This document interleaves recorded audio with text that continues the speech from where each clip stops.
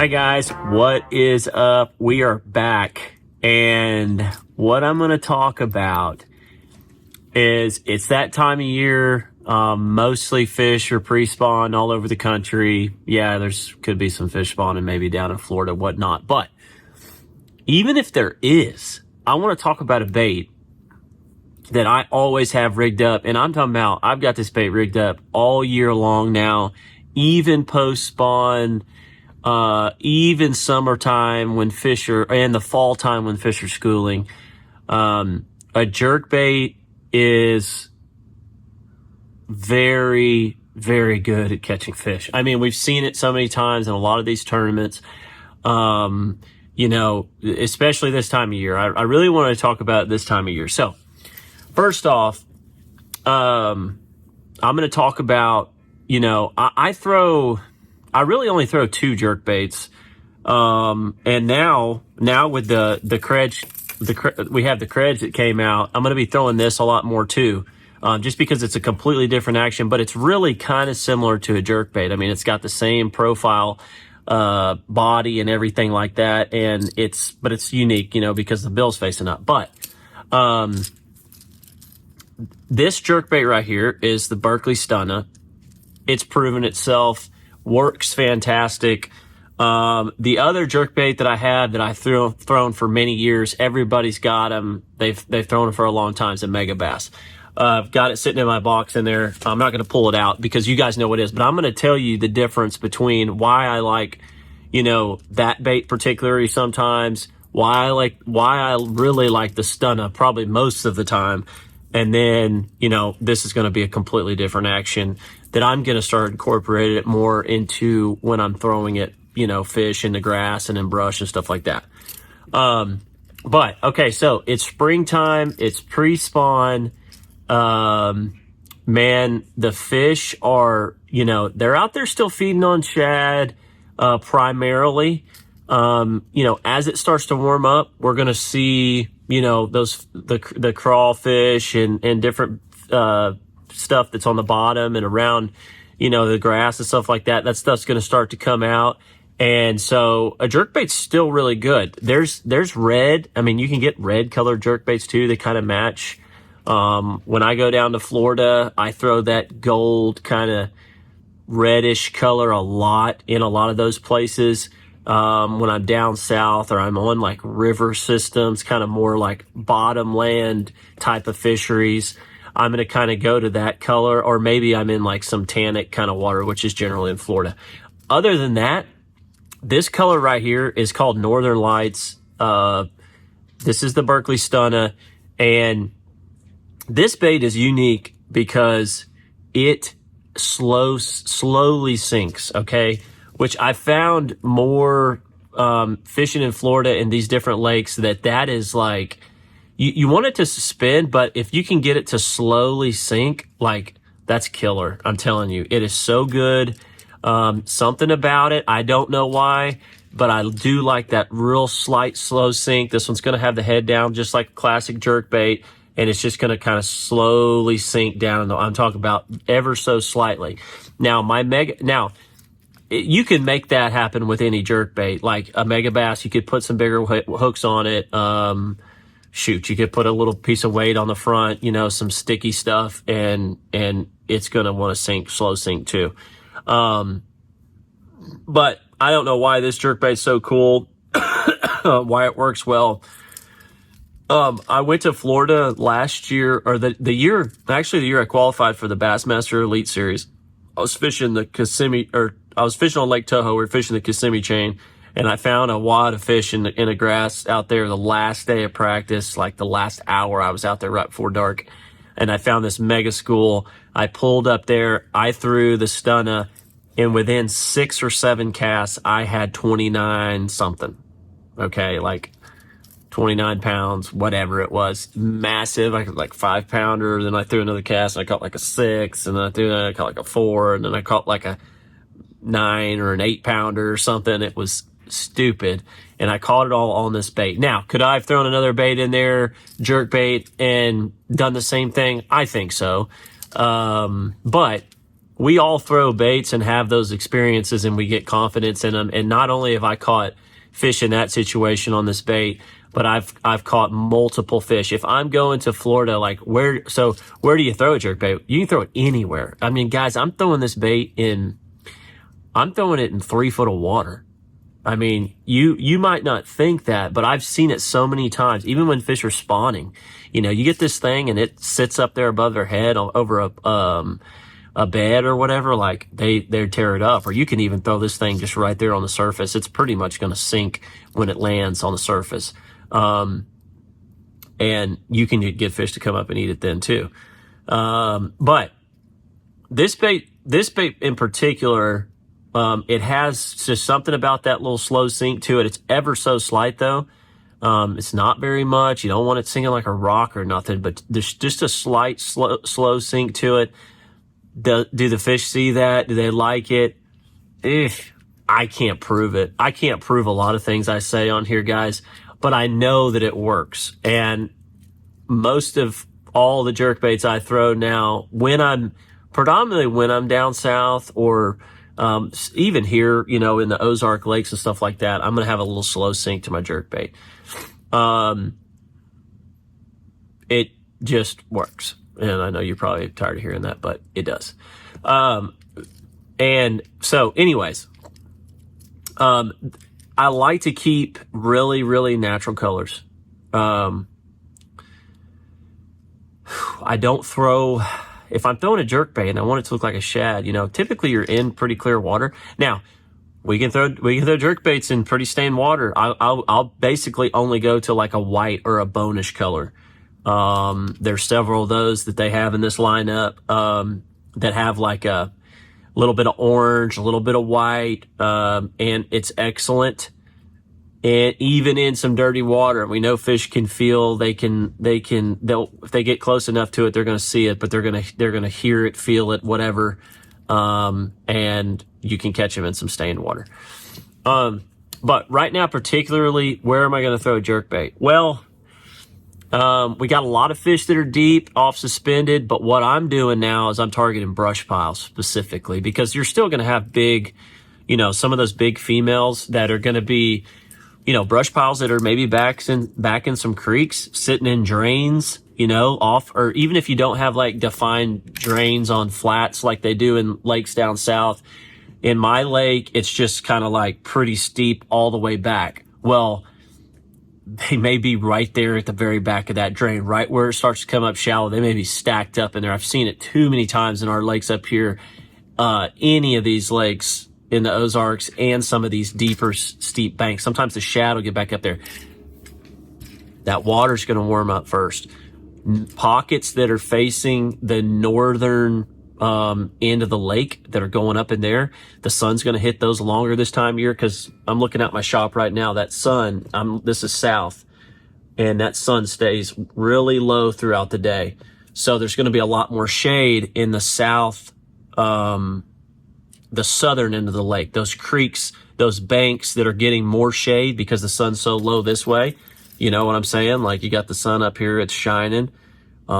You're going to get more shade over on this side of the water versus over here. This is all going to be getting, because you've got trees over here on this side. Like, this is a bad explanation, but no, maybe it works. We're saying my hand is the lake in the water, and these are the trees over here. So that sun can shine all the way on that water. It can warm up the rocks on the bank, which is going to warm up the water there close, shallow. You get some fish shallow, backs of those pockets. Something to really think about looking for. Brush piles out a little deeper, windy points and stuff with brush piles. That's what I'm throwing the jerkbait. Now, something that's really simple, a lot of people don't think about or do, maybe, I get a lot of questions about, is if I'm fishing those deeper brush piles, okay? If I'm out there fishing deeper brush piles, I'm going to be throwing 10-pound tests. It works best with the bait. It gets it down to the depth that I need it to go to get it up on top of that brush pile to try and get that fish to come up and eat it. Okay, you need to get the bait deeper. If I'm going shallow and I'm fishing, 10 foot of water or less, shoot, I'll throw a jerkbait on 20-pound test. Like, you're going to be working it pretty quick. They're not going to see your line. You're going to be fishing shallow. You want to keep your bait up anyway. You don't want to be snagging the bottom or whatever. You want to keep your bait up in the water column and shallow. So up your line size. I mean, it's very simple, but the other thing is when you jerk, when you're jerking your jerk bait, is keep your, you know how like the classic is like, you jerk it down, like you're standing up and you're jerking it down like that. Well, if I'm fishing out deep and I'm trying to get my jerk bait deep, that's what I'm doing. But when I'm fishing shallow, a lot of times I just twitch my rod tip up like this. The bait doesn't want to dive as much. It'll stay up shallow. You can fish that bait any depth. Maybe I'll turn it to the side and jerk it to the side if I want it to go a little deeper. If I'm looking at live scope, I can twitch it up, kind of make it run shallower, and then I'll start twitching it down if I want it to go down deeper. So up your line size, super simple. But you can fish, what I'm trying to say is you can fish this jerk bait any depth, absolutely any depth. It's super effective. I throw it shad spawn stuff, around grass and stuff like that. 20-pound test. I'll pitch it up there around the grass, twitch it around a couple times. I mean, it's just like, there's very few baits that, there's very few baits that I have tied on my deck all year round. And this is for sure like 100% one of them. Okay. I might have a couple rods. Like I said, I might have one for fishing deep, same jerk bait, just different line size. And then I want to talk about rod selection. So, this year I'm running Fenwick rods, really cool lineup of rods from Fenwick. If you guys have maybe thrown some of their stuff back in the day, they have world class. They're pretty expensive. They're $400 rods. And then you've got, the Elites, and then you've got, come on, memory, work on it. I'm going to open my rod box here. HMG, okay, those are brand new. They've been out. And then there's the Eagle line, okay? So the cool thing though, and I want to tell you guys this, the cool thing about Fenwick is, and a lot of times some of the rods I've used in the past, you get the super high end rod, and it's a 7'2" or 3" medium heavy rod. And then you buy that same action in that rod in a lower line, like a $150 rod. Well, they're not the same action. They don't fish the same. Like, they're not the same. It's going to be completely different up here, versus the lower end one. With Fenwick, this is a fact, guys. I've been using these rods. I've got every class of them. If you get the world class, which I fish for a living, I understand people can't spend $400 on a rod. I fish for a living, so I want something really light. So when you get the higher end stuff, you're basically getting, you're getting more sensitivity, but you're getting just a super light rod, which increases sensitivity. So, but if you buy an Eagle or an HMG, in that same 7'2" medium heavy, you're getting the exact same action. It's going to fish the bait the exact same way. It's just going to be it's just going to be a little bit heavier. That's it. The consistency between all the different rods that they have is identically the same. It's going to fish the bait the same. The tip's going to be the same. It's just going to be a little bit heavier. That's the only difference. Not a lot of companies have that family of rods together that will do that. That I can say, this is, so in this situation right here, this is a 7'3" medium heavy rod. I've got 17-pound line on this. This is a jerkbait rod that I'm going to fish shallow. You could do the same thing with the 7 foot. I'm a little bit taller, so 7'3" is fine for me for jerking it around.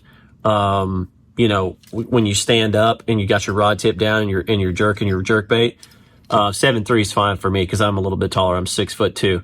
If you're a shorter person, or even I have some rods that are 7 foot. 7 foot seems to be really good for me, but you can throw 6'8". Even shorter makes it easier. If you're jerking a jerkbait all day long, like the shorter rod's better just because you can work it better. It's shorter, like when you're jerking it down and stuff like that. That's basically the only reason why. I would throw a shorter one. Or if you're a short person, I would throw a shorter one. I like 7.3. I throw 7 foots too. I've got 7 foots. Now, the other thing is, this is, like I said, this is a world-class Fenwick rod. If I'm throwing a version that is, I don't have one laying on my deck, but if I'm throwing a version where it's 10-pound test and I'm trying to get that jerkbait deep, then I'm going to change to more of a medium action, okay? Medium action rod. I'm not going to throw a 7.3 medium heavy. It's too stiff. I'm going to want something a little bit lighter.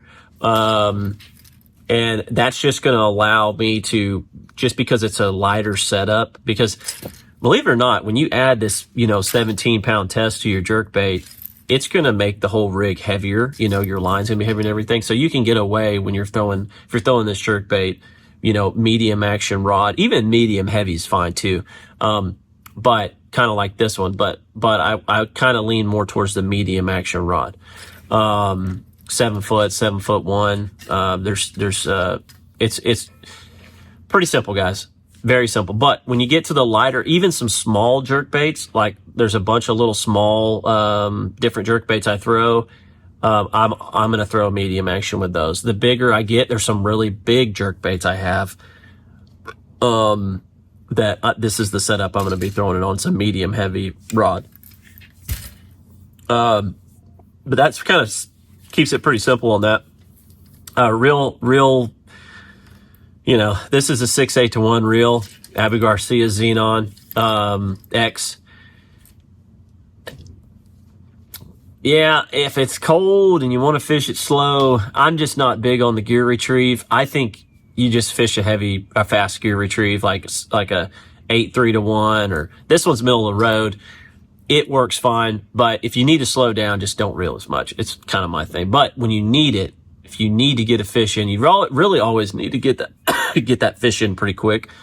So I like that. I like that gear ratio. The 8/3-1. This is kind of the standard, it's a little more than standard what we used to use, but the 6/8-1's a good, pretty much if I'm fishing something on the bottom, or if I'm going to be like in the winter time, if I'm going to be fishing slow, but not really. This one just happens to have it on there. Most of mine are like 8/3-1. And anyways, but you can fish it shallow, you can fish it deep. Yeah, if you want it to get deep, if you want this jerkbait to get even deeper and sink and whatever, add some weight to it. Pretty simple. They make little lead strips you can stick on there on the front. Make sure it's balanced good. I'm sorry, guys, getting over this cough. Do that. Super versatile bait. Catches tons of fish. I love it. I love the jerkbait. Check it out. That looks good, don't it? Got a little sparkle on the back. It's got that purple kind of pinkish hue on it. Something about that color on a bait to me it's pretty cool. It's kind of like that morning dawn.